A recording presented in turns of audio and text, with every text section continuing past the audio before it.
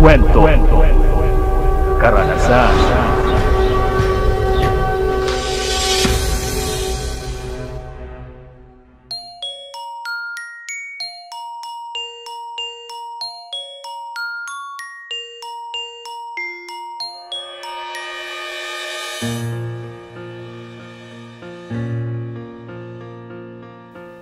Magandang gabi sa lahat, Sir Joko. Tawagin mo na lamang po akong Ivan, tubong Las Piñas. At nais ko lamang pong i-share ang kwentong karanasan ng aking kaibigan na si Melanie.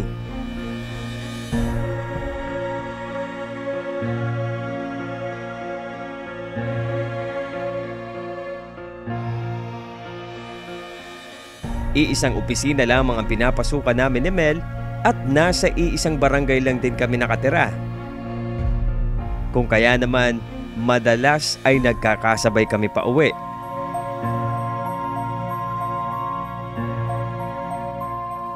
Sisimulan ko ang aking kwento nang pauwi kami ni Mel galing sa opisina. Pila that time sa sasakyan ng FX. Kung kaya habang naghihintay na may dumating na sasakyan, ay scroll lang ako sa FB ko para malibang. Maya-maya pa ay may dumating ng FX. At saktong nakahabol pa kaming dalawa, kung kaya nakasakay kami.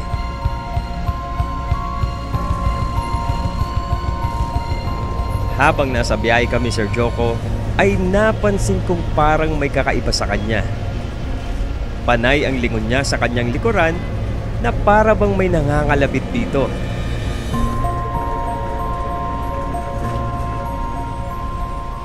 Nasa dulo kasi ako, Sir Joko, nakaupo, kung kaya kitang-kita ko siya.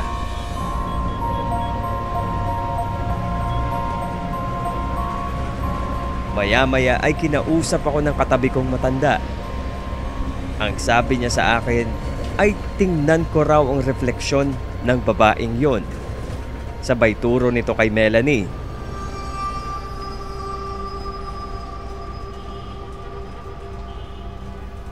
Nagulat na lamang ako nang tingnan ko sa salamin ng sasakyan si Mel.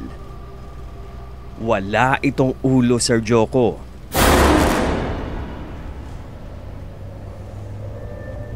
Gusto ko nang sabihin kay Mel pero nasa unahan siya. Puno ng pasahero yung FX kung kaya minabuti ko na lamang na sabihin pagbaba namin.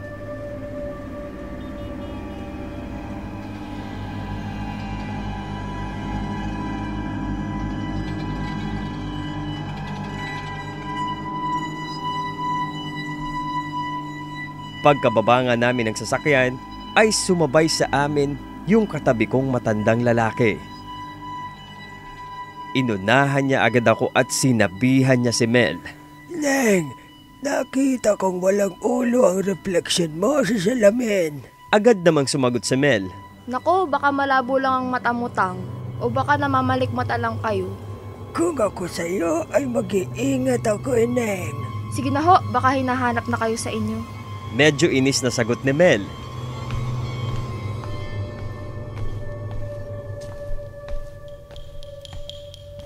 Habang naglalakad palayo ang matanda ay nakatingin pa rin ito kay Mel. Agad ko namang sinabi kay Mel na tama yung sinabi ng matanda. Dahil katabi ko nga ito sa FX at nakita namin na wala talaga siyang ulo.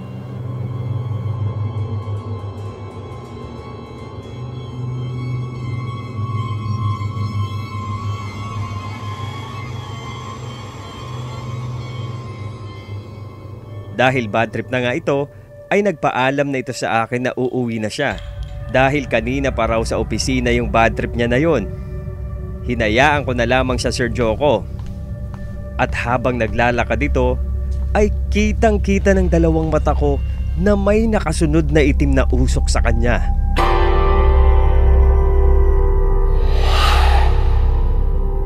Sinubukan ko pang tawagin ito, subalit hindi na nito nakuha pang lumingon. At dumire-diretso lang sa paglalakad.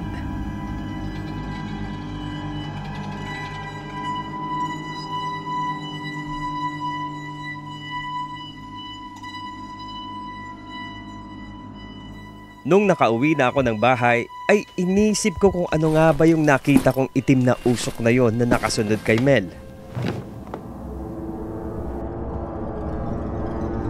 Kinabukasan ay dali-dali akong ginising ng mama ko dahil patay na raw si Melanie.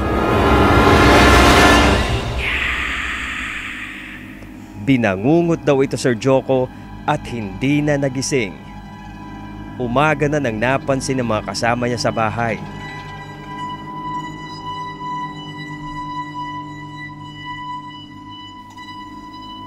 Sa unang gabi ng lamay ni Mel, ay nagparamdam ito agad sa panaginip ko, Sir Joko.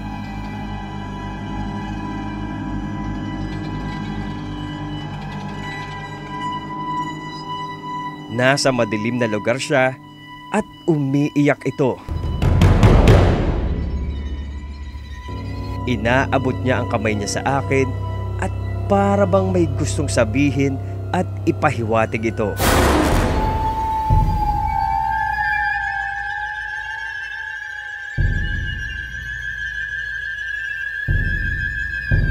Bigla na lamang akong nagising nang mag-alarm yung cellphone ko. 6:00 na pala ng umaga yon. Sabay naman naghanda ako ng sarili ko dahil papasok na sa trabaho.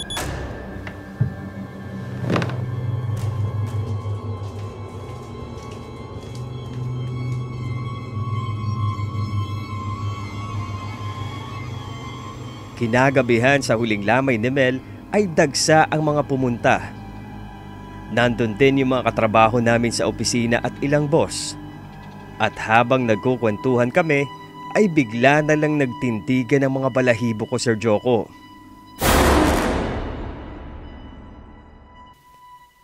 Nakita ko si Mel na dumaan sa aming harapan.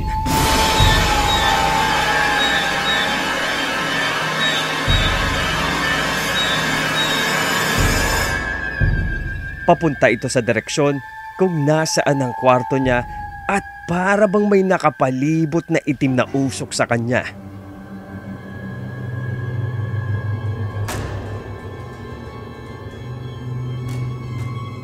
Natulala ako at takot na takot ako, Sir Joko, dahil ako lamang pala ang nakakita sa kanya na dumaan. Tinanong ko yung isang katrabaho namin, pero wala naman daw na dumaan sa harap namin. At wag daw akong magbibiro dahil nasa burol kami ni Mel. Napatingin na lamang ako sa kabaong at litrato ni Mel. Sabay dasal ko na sana ay matahimik na ito.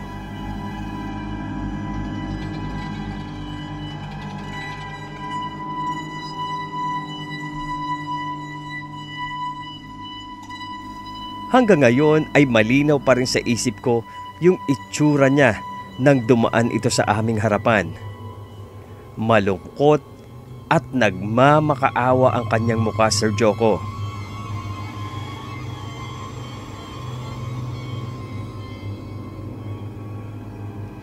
Pauwi na ako galing trabaho noon nang makasabay ko ulit sa FX yung matandang nagsabi na walang ulo si Mel sa salamin. Pagbaba namin ng FX ay sinabi ko sa kanya na wala na yung kaibigan ko, na namatay ito sa bangungot. Ang sabi niya sa akin ay alam niya daw ito. Nagtaka ako pero pinakinggan ko pa rin ang sinasabi niya. Nakita niya raw na mangyayari talaga yon sa kaibigan kong si Mel. At kung nakinig lang daw ito sa kanya, ay hindi ito mamamatay. Sabay naglakad ito palayo sa akin, Sir Joko. Sa di kalayuan ay napansin ko ang pagbabago ng anyo niya. Para bang naging usok ito at unti-unting nawala ito sa aking paningin.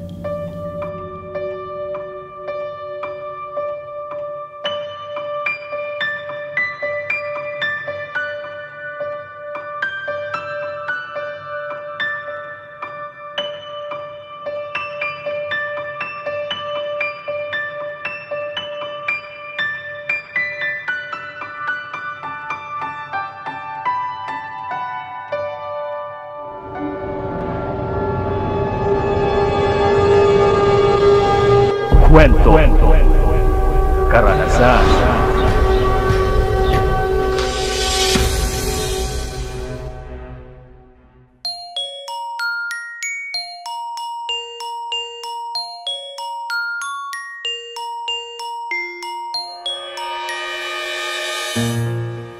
Magandang araw sa lahat ng nakikinig ng Kwentong Karanasan. Narito ang isang kwento na pinadala ni JD. Walang pinipiling oras pag nasa funeral industry ka. Anytime, pwedeng may tumawag na customer at mga ilangan ng serbisyo nyo. Nangyari ito isang dekada na ang nakalipas. Kwento ito ni Mang Densyo, ang katiwala sa factory namin ng Ataol. Isang gabi raw ay may tumawag na customer kay Papa. Tulad ng nakagawian, itatawag ito kay Mang Densyo. Hello, Densyo. May ipapapick up daw na Ataol si Madam A. Tawagan mo na lang yung driver mo na si Rudy ha, at kaya na lang mag-usap na dalawa. Agad naman na tinawagan ni Mang Densyo ang driver na si Rudy.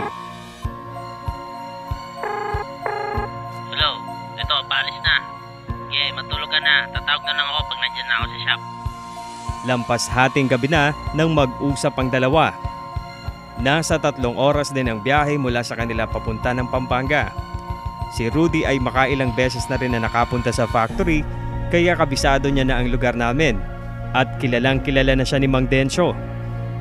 Fast forward, Sir Joko. Madaling araw na nang tumunog ang cellphone ni Mang Densyo. At nagising siya sa tawag ni Rudy. So, bangon na. Nandito na ako sa tapat. Pagbusan mo na ako ng gate.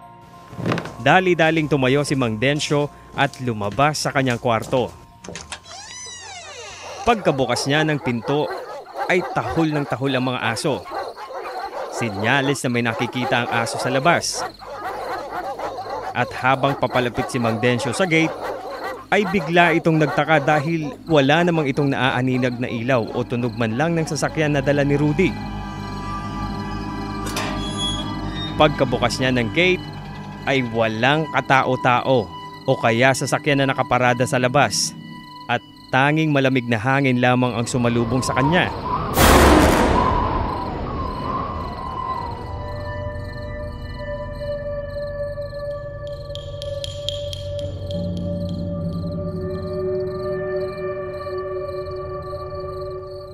Umikot na siya sa daan pero wala talaga. Hindi niya nakita si Rudy. Tinawagan niya ng ilang beses ang cellphone ni Rudy pero ito'y nakapatay.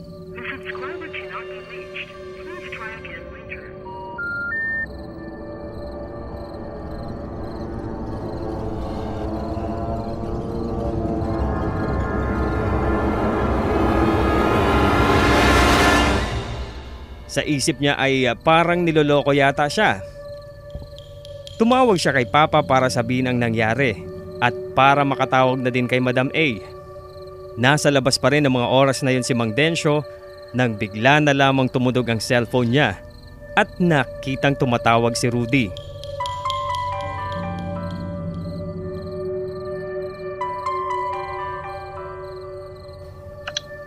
Sinagot niya ang cellphone pero wala namang boses na nanggagaling sa kabilang linya. Kung kaya pinatay na lamang ito ni Mang Densyo.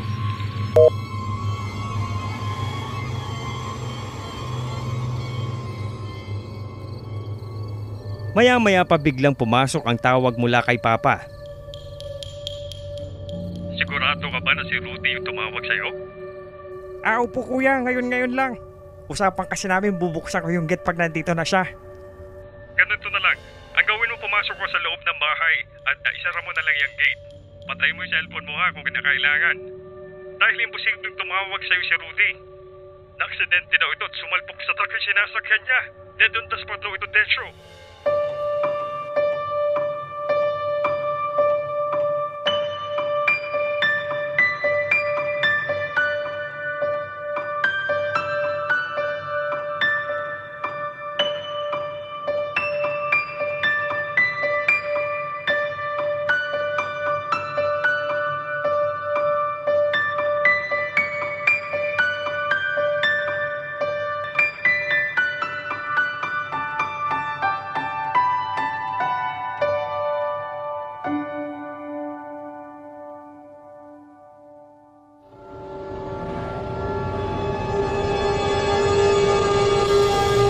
Kwento Karanasan.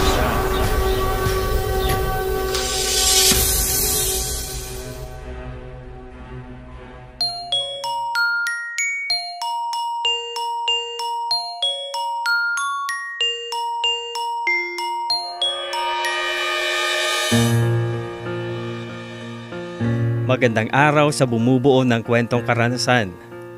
Itong kwento kong ito ay ang unang beses ko na makakita ng multo.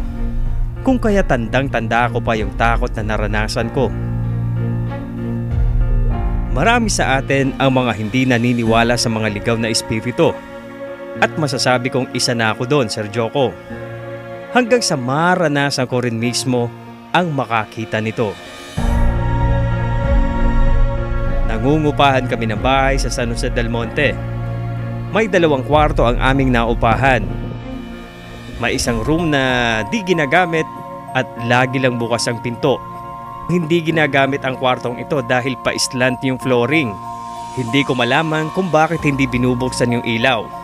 Pero malakas talaga ang pakiramdam ko na merong kakaiba sa kwartong yon. Kung kaya hanggat maaari ay iniiwasan kong mapatingin sa kwartong yon. Nadadaanan kasi ito kapag pupunta ka ng kusina at CR. Umaga noon at umalis si Mama para mamalengke at si Papa naman ay nasa trabaho. Ako lamang at yung aso namin na si Trunks ang naiwan sa bahay namin. At bilin sa akin ni Mama na wag daw kaming lumabas ni Trunks hanggat wala pa siya. Natapos na yung pinapanood ko sa TV, kung kaya nagdesisyon ako na maglaro ng bola sa loob ng bahay. At sa kasamaang palad nga, Sir Joko, yung bola ko ay pumasok doon sa kwartong yon. Tanaw ko kung nasaan yung bola. Nung mga oras na yon ay nagdadalawang isip ako kung kukunin ko ba o hindi. Pero hindi nagpatalo yung inner child ko. Tumakbo ako sa loob ng kwarto na yon kahit patay yung ilaw. At dire-diretso ako kung nasaan yung bola. At nung hawak ko na yung bola at akmang ilalabas ko na ito, ay napako yung tingin ko sa likod ng pinto. Sa likod ng pinto kung saan ako unang nakakita ng multo o yung tinatawag nilang white lady. Hindi ko alam pero ganun siguro talaga ang itsura nila. Mahaba ang buhok, natatakpan yung muka, tapos nakayuko ito. Nakasuot ng mahabang damit at may napansin ako sa kanya. May dugo siya at may saksak sa baba ng dibdib niya.